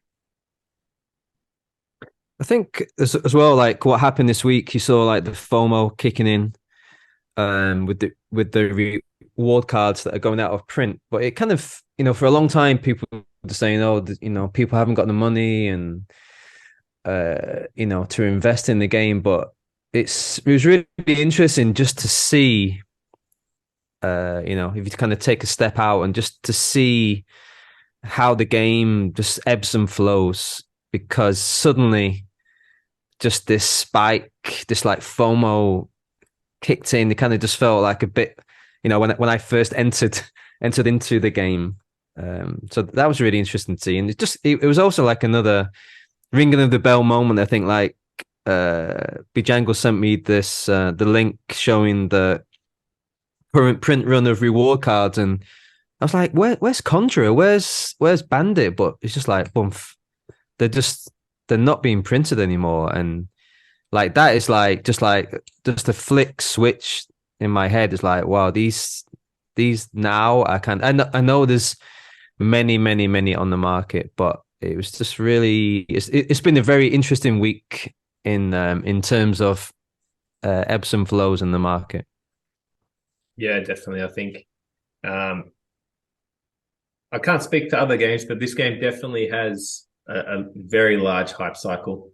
We've seen that, and that's probably in part with the weekly town halls, which is a credit to the developers. Not a lot of developers will sit down with the community every single week and listen to a lot of assault in the Mav chat and things like that. But yeah, even the smallest little mention of something, and you can see those card prices or those voucher prices just absolutely skyrocket. But for certain that they'll drop back down. It's just an up and down cycle. Same as these cards. There was that massive spike off after the town hall. And whilst they're still inflated at the moment, they've definitely come down a little bit. So it's very interesting for some people who can react quickly. They can definitely take advantage of things like that. But yeah, it's good to see. Krympton, you mentioned words like hype and salt. You got to search far and wide to find any of that in Splinterlands, man. I don't know where you're hanging out. I must have the wrong game. So looking forward, man, I want to kind of focus on what's to come, what's been announced, what we're all looking forward to as a community, and I think we've all kind of got different bits and pieces that excite us the most personally. Of the roadmap and of the things that have been excluded from the roadmap, but things like what Weirdbeard has been working on and kind of banging the drum on for the last 6, 9, 12 months. And he's continued to allude to as coming for 2023 and specifically in the next few months. What are you personally most excited for? Yeah, I think for me personally, I didn't have any land. Not a big. Well, I play champion at the moment, and my current focus right now is to max my Chaos Legion deck. So just so that I can get to that top level and get those rewards to then reinvest further. But yeah, so I don't have any land. So the whole when land thing, whilst I'm very interested in what land produces from a gameplay point of view, it's not something that I'm hanging out for because I have lots of land. It's something that I may look at getting down the line. But I think the biggest thing for me is the improvements to the game itself. I know a lot of people use ranked as sort of like a little DeFi environment at the moment. But the joy and enjoyment I get from brawls and from the high level tournaments, that sort of thing is what ranked used to be like. So I think seeing things like ranked 2.0 that we got leaked out of Splinterfest, little refinements like that, things like Weirdbeard's Battle Pass, if you can get that implemented, things to bring the players of the game back, sort of enjoying the game more than just looking at the investment point of view. I think land will do that as well. That'll add an entirely new dynamic to the game with resources and spells and things like that. So that's probably the thing I'm most excited about is the changes to the game itself. I mentioned sort of when I was looking into SBS as a token, watching Clove's videos. The game at its core hasn't changed. It's still a card game. It's still, you submit your summon on your monsters and it plays out automatically. There are new rule sets and abilities and things like that, but the game itself is still very tied to what it was originally, which is a good thing and a bad thing. But yeah, I would definitely like to see the changes coming through to impact the player more than the investor. I think it would be really good to see people coming in to play the game to enjoy playing the game, and not just worried so much about what they're earning out of it. Obviously, everyone wants to earn things for their time, but things like brawls, being a part of a guild, really accentuates the non-monetary rewards that the game can bring. I think things like soulbound cards, things like the battle pass, where you really need to apply your time to the game to be rewarded, as opposed to just walking in with a big bag of money and sort of paying your way through. I think that'll get a lot of people back involved and a lot more excited about playing. Well, that's my hope anyway. It's something that I'm looking forward to, is to play the game for the enjoyment of the game as well as what it rewards you. You make a very good point about improving rank play. I think that's definitely something that has fallen by the wayside for many players. I think, it feels like every player has a bot that they kind of just run ranked for I'm not too sure about the majority, but for a good part of the season. So I'm just wondering, do you feel like adding elements like the 3 rule sets are going to also change that? Because it feels like that's a bit of a buff against bots. And do you think that will prevent the bots playing as much, or there maybe prevent the bots kind of success down the line? Yeah, I don't think. Or do you think it's just going to play with people's heads? Because for me, when I think 3 rule sets, I'm like, I'm just thinking, I'm feeling a bit dizzy already. Yeah, I think on face value, changes to gameplay like that to make it more complicated. I think sort of the main point there is to try and deter bots. But I think, as you mentioned, that if you've got to think about 3 rule sets as well, the average human is going to spend more time thinking too, because then they've got to take into account the other permutations for their deck and what that means. So in that aspect, I think the bots will eventually take time to adjust. The ones that want to will adjust their databases and their algorithms to account for these extra rule sets. I think they definitely can do it, depending on what level of changes are made. Then it may get to a point where the sheer calculations are too many, but I don't think 3 rule sets will change that. So I think for the most part, it won't deter bots. I don't know the back end logic of some of the other bots. I'm fairly confident there's a couple of the bigger ones that are running at the moment should be able to handle that eventually, once their machine learn happens, and their bot knows what to play.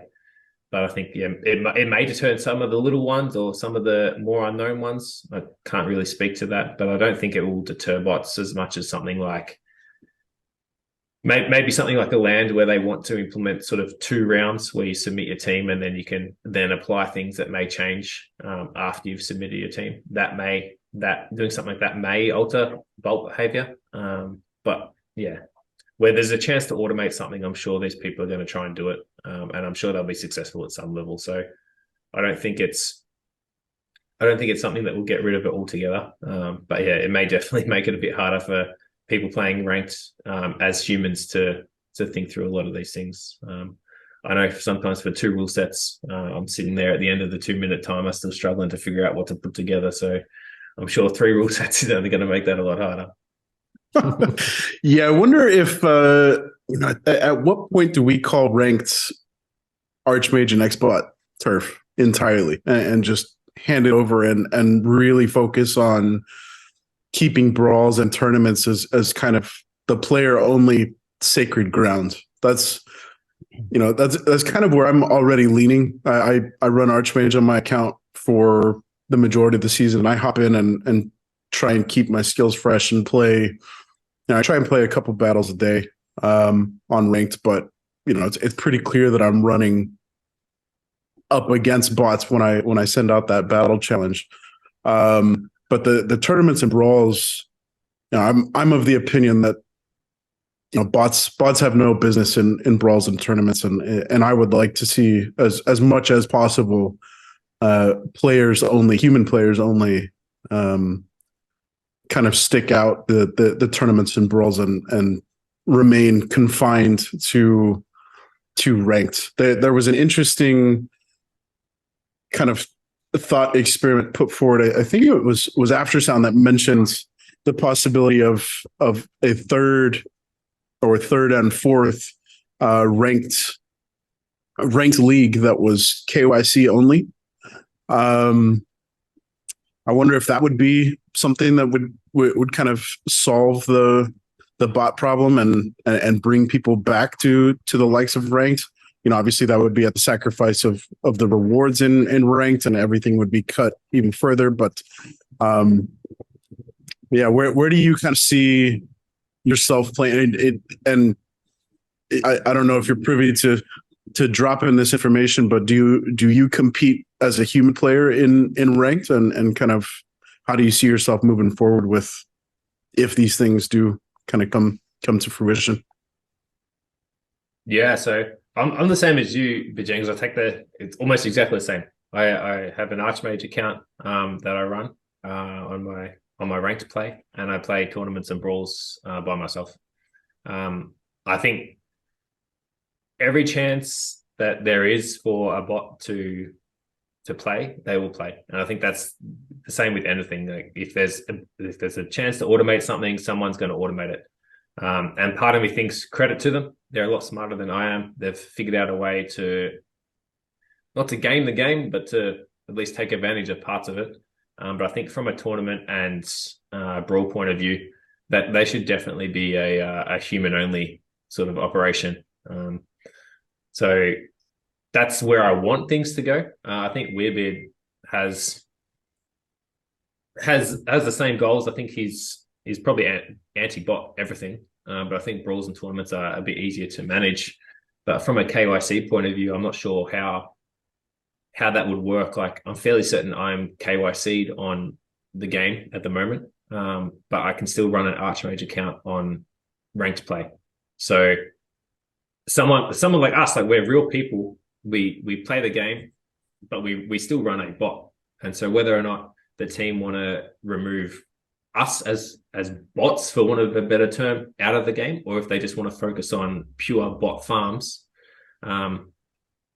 Previous to Archmage, I think the main problem was the big bot farms where they were running thousands and thousands of accounts and just purely extracting from the ecosystem. Whereas now I think we've seen, as you mentioned, ranked that are maybe higher than 80%, 90% of players are probably using a bot of some degree. You can see that in some of the lineups set. And it does make it, even in top leagues now, where your bots used to be sort of bronze and silver only. Now you can see bots winning the champ leaderboards and things like that. So they're definitely owned by players. I know quite a lot of the high level leaderboard players in champ that do use bots, but they are real people. They're not running thousands of other accounts at the same time for the most part. So yeah, I think definitely I can't see a way where ranked can exclude bots completely. I'm just not sure. I think they're already there to one of a better word, but I think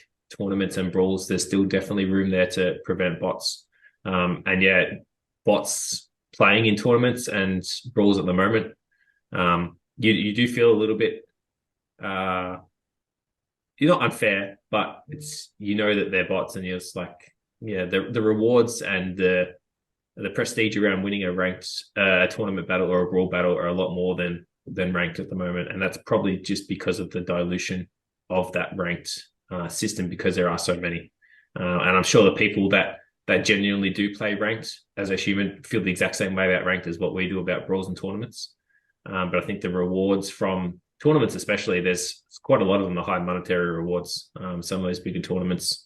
And you don't want to see bots filling those up, or I don't anyway. I think that's definitely an area where you can cut down on that if possible, and keep it as a bot free zone. But yeah, the way they go about that's going to be interesting. There's to say what's stopping someone running a bot singularly on their PC at home. Like how is someone going to prevent that? They're just going to come across as a normal player, and there's something at the back end running, or something that's, it's a tough space. I don't envy Weirdbeard at all, because he's got people from both sides coming at him. And I do think bots play a big part in our environment for matchmaking and things like that. So I don't think removing them completely would be a smart move from ranked. But yeah, if we could keep tournaments and brawls, bot free, that would be great. A matter of how that works. I'm not too sure. Yeah, I was just going to say the same thing. I just don't know how you can get around. I know the team, Weirdbeard has mentioned it a couple of times, that they do have some ideas, but obviously they're not going to shout it from the rooftops. But like you say, man, I just feel that, you know, the way technology is moving, it's just, you know, even the person on the screen might not even be a real person. Do you know what I mean? It's like technology is moving that way where the people you're speaking to, you might think they're real, but actually they're not. So yeah, I don't know. I feel this bot problem is just never going to go away. It's always going to be a topic of discussion. Interesting topic of discussion, by the way.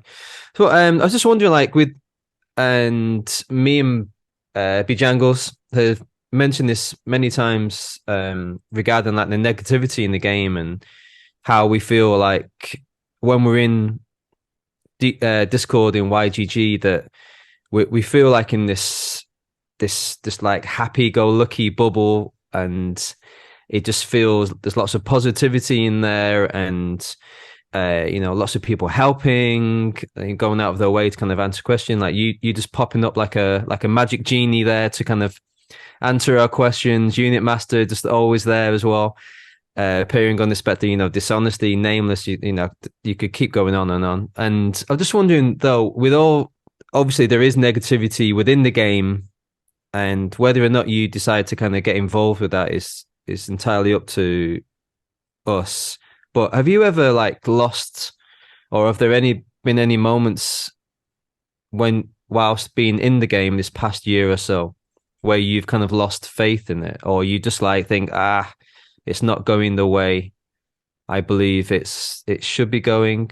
Have you ever kind of had those moments? Not really. I wouldn't think. As you mentioned, the community we have is very, very positive. And I think a lot of us are here for the right reasons. I personally don't steer towards the general Splinterlands community Discord too often, purely because there's just so much noise there, and a lot of people are just as Aggie said, it's a salt mine, and I just don't really have. I've got plenty of other discourse to be involved in without sort of loitering around there. But yeah, from it, probably one point that I thought things weren't great was around when all the players dropped off in the bear market, and we still had so many packs available. I think there was still over half the packs available. And that really drove home just the sheer size of the Chaos Legion print run. And obviously primarily most people are in this game to get a return on their investment. And knowing that a lot of people came in for Chaos Legion, it was the first time a lot of people had the chance to buy packs and to buy cards from the store that weren't overly inflated. It just was really sort of made me think as to, is it just going all down because there's so much supply of these things? There's not enough players here to hold up the supply of cards. Everyone that has bought cards already has got them. There's still packs available in the store. There's just so many. The supply was so great that the demand couldn't keep up. But I think seeing the team both acknowledge that and put things into place to sort of action that with the Chaos Burn from the store, things like that, I think, sort of put that at ease as to they're now acknowledging what's happened. And I think with the DEC inflation and the SBS airdrop, it was something that I believe they knew what was happening at the time, but they didn't want to admit that they were wrong because they didn't want people to tell them that they were wrong. And they didn't want to admit to that. But I think now, whether or not they admit to it or not is a different story, but they're acknowledging what has happened and things they're putting in place, they're kind of doing in such a way that they're acting on the best of what they know now, as opposed to not knowing or choosing not to act on that. So I think going forward, there's obviously been mistakes made. There was a miscalculation of player numbers. Players have dropped off in the bear market. There's not to say that those players won't come back in the next bull market for sure. But I think, having a better understanding of a full cycle now. A lot of us, myself included, only had exposure to a bull market. We never really knew what a bear market was. We never really knew what declining players were or assets dropping in value. So now having that full view, sort of not end to end, we haven't yet got out of it and sort of back on the way up. But I think we now know that we need to accommodate for these periods as well. We don't want times where there's just so much supply of things that card values absolutely plummet. Yes, it's great to have people buy those cards and to build up their decks at an affordable price. But if there's no one here to buy them because everyone else has dropped off, then it's not ideal. But so I think that was the biggest concern for me at that time, was when I realized that the sheer number of cards available, and that we may not ever sell out of Chaos Legion packs because we'd have a new set in time.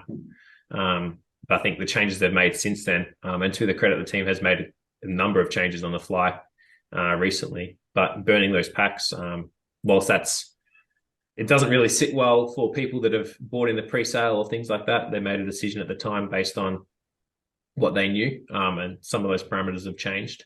But I think the changes they're making now, they're making based on the environment we're in, and whether or not they want to acknowledge things that have happened in the past. I think what they're doing now is slowly rectifying that, as BJangle said, putting those dominoes in place, getting those things ready, and then once we do come out, we should be completely good to go.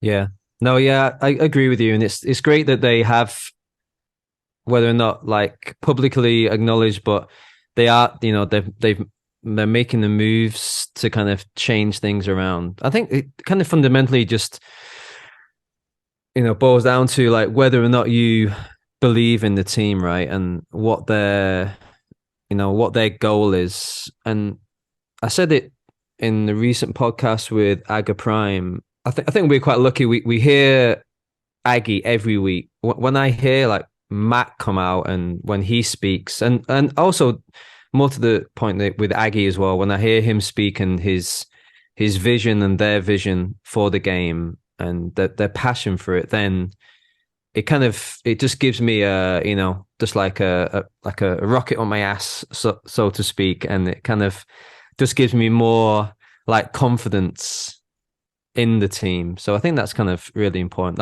I did kind of had one of those moments, and it was a very pivotal moment in the history of Splinterlands. I feel when Aggie kind of went silent from Discord, and I'm like you, I don't hang out in the Splinterlands Discord that much, but I did kind of hear through various people that he hadn't been involved in Discord, and I was saying to Bejangles as well. I just said to him, this is not good. Like for us not to hear from the team, and I said it before, like it happened with like say Celsius recently as well. Like the team just went radio silent. So that was for me. That was one of those moments like, oh, this could go either way. But now we know they were kind of behind the scenes working away, trying to kind of like steer the ship in the right direction. But yeah, that was my moment.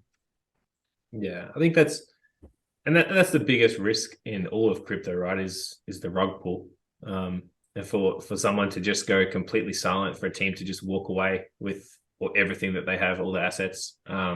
That's ultimately the worst of the worst for a project. I think I mentioned before, having the town halls every week is something that I've really noticed compared to a couple of other different projects, that the people are there. Their faces are on screen. They're talking about their project, what their plans are, their ups and downs. Very rarely do they miss a town hall. And it sort of gives you faith that the team are there with you. I personally don't think Aggie, as in his position of the company, needs to be in Discord every day, nor should he. But to his credit, he's answering completely random questions, their attacks, their criticisms. For the most part, save for that little hiatus, he's in there every day, or mostly every day. So credit to him for doing that, and the rest of the team as well. They're and even through those layoffs, they all put their face forward, and there's obviously a lot of people that had to be let go as a part of that. But I think that was definitely something that will benefit them going forward.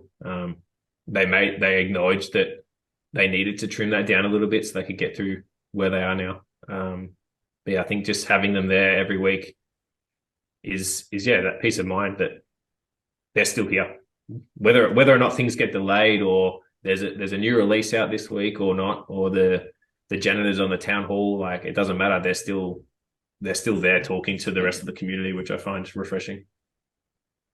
I'm right there with you, man, and I think that's the perfectly appropriate adjective is refreshing. I feel like, maybe it's something that we've all, as being part of the Splinterlands community, have come to take for granted, is these weekly town halls and the high degree of transparency that I feel like we get with the team. I think a personal favorite segment of mine for the town halls, and something that I don't think, even if there are companies that do these public forums and offer these, whether it's weekly, monthly, quarterly meetings with stakeholders, the open Q&A session. These guys will stay on after their agenda is said and done, and sometimes the Q&A is it far surpasses in time and length the amount of time that they spent addressing their own agenda. It's just talking through community questions, community concerns, and it's a live town hall in every respect. And yeah, I wonder, in the next bull run, if we get these big player numbers, are the town halls going to continue to exist as they currently do?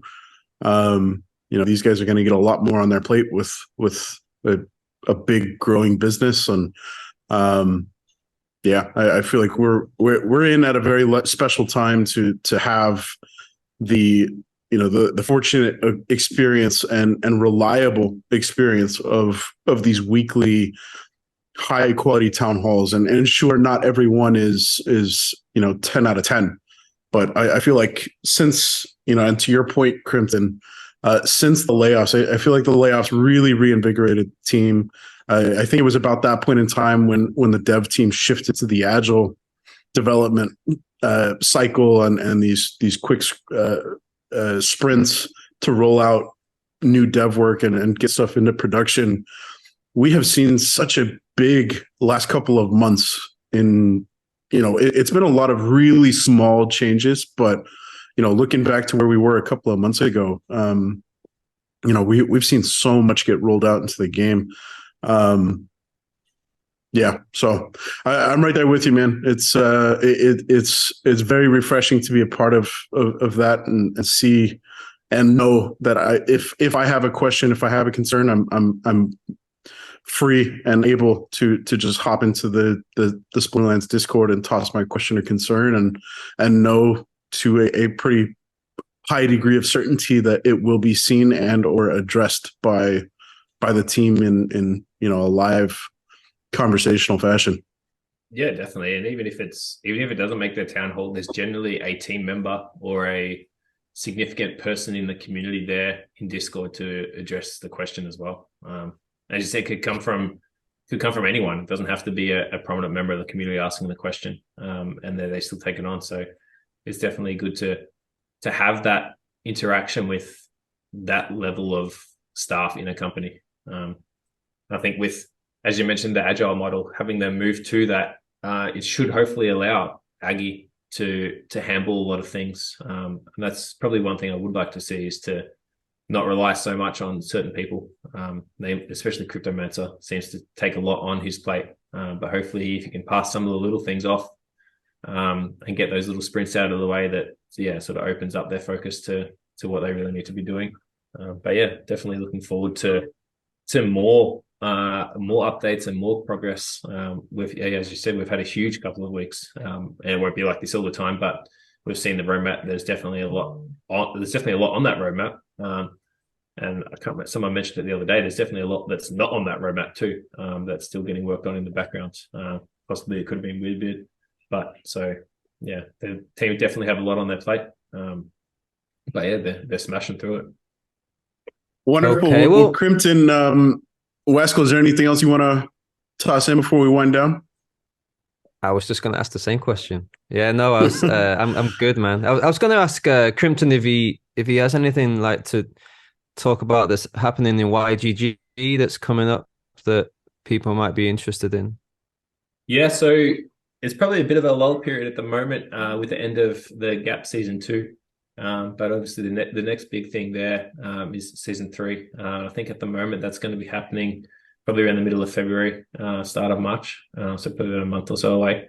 But that's the next big chance for YGG guild members to then sort of show their stuff and contribute to the community and earn some more rewards. But obviously with land coming out and things like that, we're definitely looking at ways we can benefit from a guild alliance and from an alliance of guilds even to really take advantage of the assets that the sub-DAO owns and how that everyone can get on board with that. So whether that's land staking, card staking, things like that, as you may have seen, there's always discussion in the Discord around how we can do that and how we can both benefit the DAO and the players. So yeah, I think that's definitely something on our radar as to what we can do for everyone involved. But for the moment, I think it's just a bit of a lull until the next Gap season, and then we'll go from there. I think if anyone is interested in joining YGG, jump over to the Discord.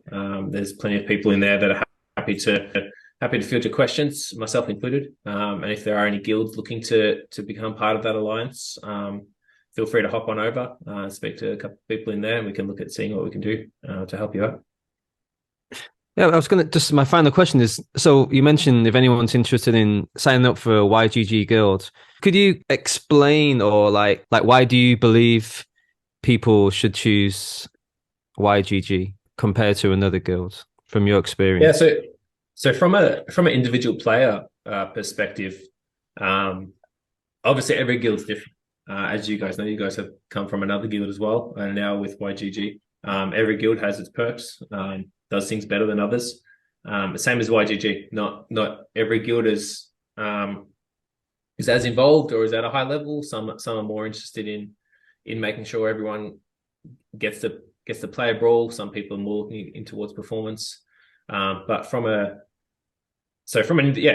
individual guild perspective, there's a wide range of guilds there that will take on new players at all different levels and expect all different things.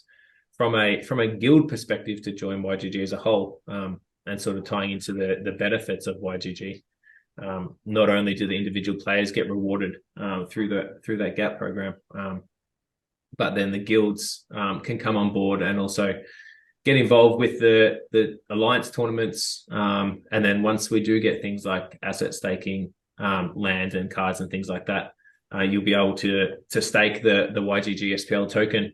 And then get a share of a plot or rent out some high level cards and things like that. So there's definitely going to be a lot of utility going forward with the YGG SPL sub DAO and to how to properly utilize those resources. The DAO has a large amount of land, and obviously that's going to require a lot of work. So the plan there is to try and delegate that out to alliance members so that they can then partake in land gameplay and reap some of the rewards from the land.